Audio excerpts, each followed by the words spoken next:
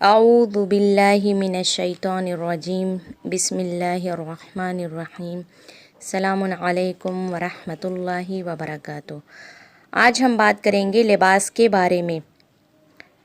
کہ ہمیں لباس کیسا پہننا چاہیے، کس کلر کا پہننا چاہیے۔ تو سفید رنگ کا لباس سب سے بہترین دین اسلام نے بتایا ہے کہ سب سے بہترین جو لباس ہے وہ سفید لباس ہے، سفید کپڑا ہے، اور سفید کپڑا پہننا مستحب ہے۔ اس کے بعد پیلا پہنے، اس کے بعد ہرا پہنے یا لال رنگ کا پہنے، جو کم رنگ لال ہو، ہلکا ریڈ وہ پہنے۔ اور بہت زیادہ ڈارک ریڈ پہننا مکروہ ہے،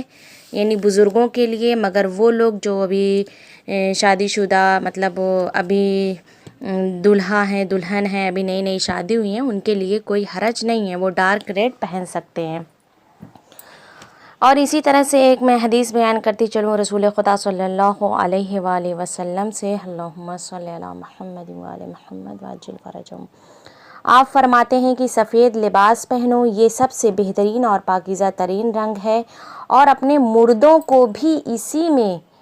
اسی سفید لباس میں ہی کفن دو۔ اور یہ بھی بتاتی چلوں کہ پیغمبر اسلام سوتی کپڑا پہننا پسند کرتے تھے، وہ فرماتے ہیں کہ سوتی کپڑا پہننا چاہیے انسان کو۔ اور ہرا رنگ بھی پیغمبر اسلام کو بہت ہی پسند تھا، لباس کے لیے ہرا رنگ بھی بہت زیادہ پسند تھا، لیکن زیادہ تر آپ سفید کپڑا پہنا کرتے تھے اور کہتے تھے کہ سفید لباس پہنو اور مردوں کو بھی سفید لباس میں کفن دو۔ دیکھیے، ایک تو یہ کہ سفید لباس ایسا ہوتا ہے کہ جس میں میل یا آلودگی جلدی ظاہر ہو جاتی ہے، معلوم ہو جاتی ہے، اور پھر انسان جب دیکھتا ہے کہ میرا لباس گندا ہو گیا ہے تو وہ فوراً اسے اتار دیتا ہے۔ اور بعض احادیث میں یہ بھی ہے کہ جب تک انسان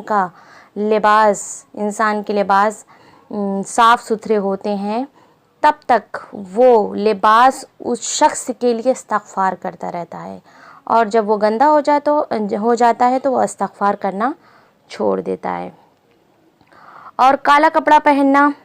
ہر حالت میں مکروہ ہے، البتہ عمامہ اور عبا اور کالے جوتے یہ اس حکم سے استثناء ہیں، یعنی یہ مکروہ نہیں ہے، یہ استثناء مورد ہے، جبکہ یہ ساری چیزیں بھی کالی نہ ہو تو زیادہ بہتر ہے۔ انسان یعنی نہ کالے جوتے پہنے، کالی عبا نہ لگائے، کالا عمامہ نہ لگائے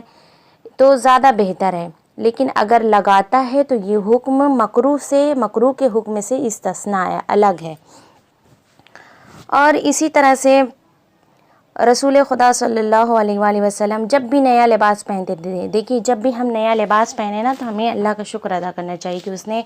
ہمیں اپنی نعمت سے نوازا اور ہمیں لباس دیا تاکہ ہم نے اس کے ذریعے سے اپنے بدن کو چھپایا ہے۔ رسول خدا سے حدیث ہے کہ جب بھی نیا لباس پہنتے تھے تو خدا کا شکر ادا کرتے تھے، اور جو پہلے والا لباس ہوتا تھا اس کو مسکین کو دے دیتے تھے۔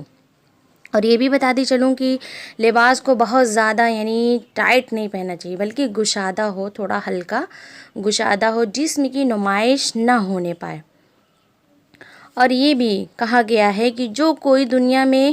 یہ میں حدیث بیان کر رہی ہوں آپ کے سامنے، جو کوئی دنیا میں شہرت والا لباس پہنے گا، یعنی ایسا لباس پہنے کہ لوگ اسے دیکھ کر اس کے اوپر انگلیاں اٹھائیں، خداوند عالم ایسے شخص کو روز قیامت ذلت و خواری کا لباس پہنائے گا جو شہرت کا لباس پہنتا ہے۔ تو خیال رکھیں، جو ہمارے لیے مناسب ہو لباس، وہی لباس ہم اپنے تن پر پہنیں۔ اسی طرح سے ایک اور حدیث ہے، بہت ہی بہترین حدیث، کہ رسول خدا ارشاد فرماتے ہیں کہ اللہم صلی علی محمد وآل محمد وعجل فرجهم، کہتے ہیں کہ مرد اپنے لباس کو عورتوں کے لباس کی طرح نہ بنائے، یعنی ان کی شبیہ نہ بنائے، جس طرح سے عورتیں پہنتی ہیں ویسے مرد کو نہیں چاہیے کہ ان کی طرح سل کے پہنے، اور عورتیں مردوں کے لباس کی طرح نہ بنائیں۔ کہا ہے کہ جو کوئی اس طرح سے کرتا ہے ان پر لعنت ہوتی ہے،